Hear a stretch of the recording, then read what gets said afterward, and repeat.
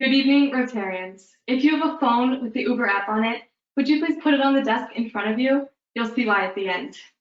Oh, be there in 10. I'll just order an Uber. Uber might seem like an ideal way to get around. You can get a ride anywhere with just the click on a screen. Although it sounds great on paper, many do not truly understand what it's like in the real world. Uber is a relatively new driving service that allows for anyone with an Uber app to request a ride and be brought to their destination. Unlike taxi drivers, Uber drivers use their own cars and pay for their own gas.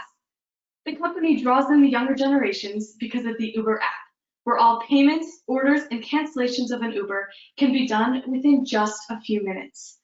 All of these details sound great, but what is Uber really like? Should I get in the car with a stranger, or should I just ask my father for a ride? By using the four-way rotary test, I am able to decide if I should actually order an Uber when I need a ride. I have to ask myself, is it the truth? According to Uber, it's as easy as 5 steps. Create an account on the Uber app using an email address and phone number, enter your destination, meet your driver on the map, check your ride to see if you're getting into the right car with the right driver, and then sit back and relax. Uber sounds convincing, but is it the truth that riding in an Uber is safe? Uber claims that by matching the license plate, car make and model, and the photo of the driver, one will be safe. However, many real-life scenarios prove otherwise. In order to be a driver, all you need is a car that is less than 10 years old and a clean driving record. Conversely, Uber's biggest competitors, taxicab businesses, have very specific standards to meet in order to become a driver.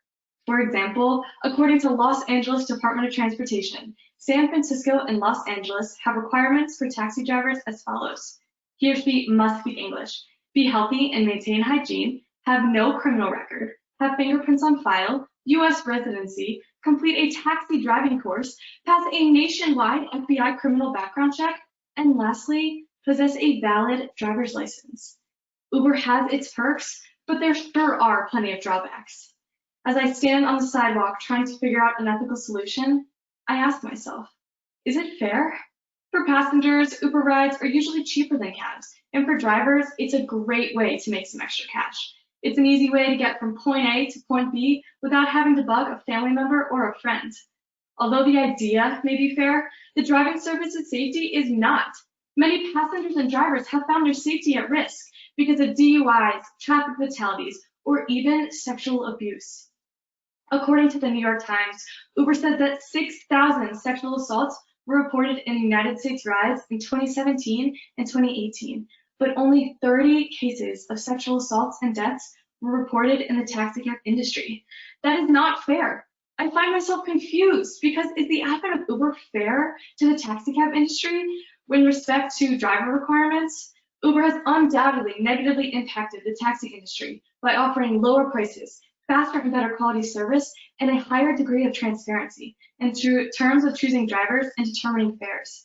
However, the taxicab industry still brings more safety to their passengers because the cab companies own and maintain the vehicles.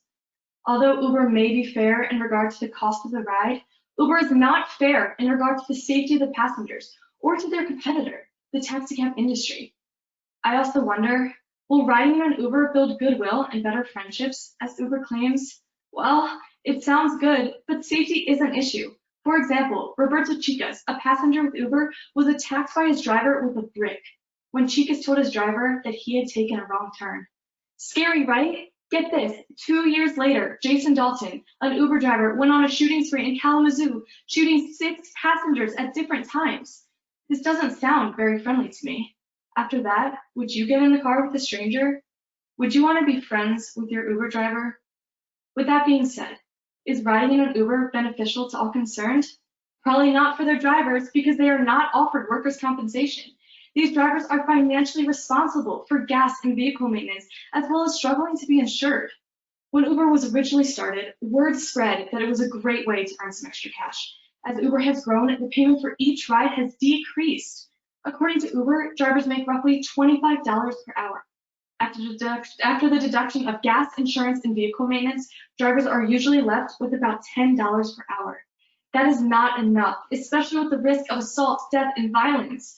For example, Just last year, Uber driver Joseph McVeigh was placed in a medically induced coma after suffering a heart attack.